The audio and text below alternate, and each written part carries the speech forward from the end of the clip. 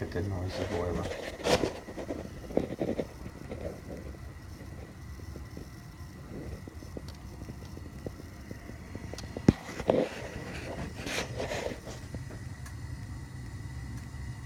Nice and tight now.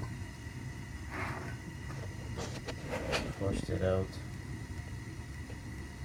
Applied this cleaner at 5. Ran it for an hour. Flushed it back out and purged all the zones.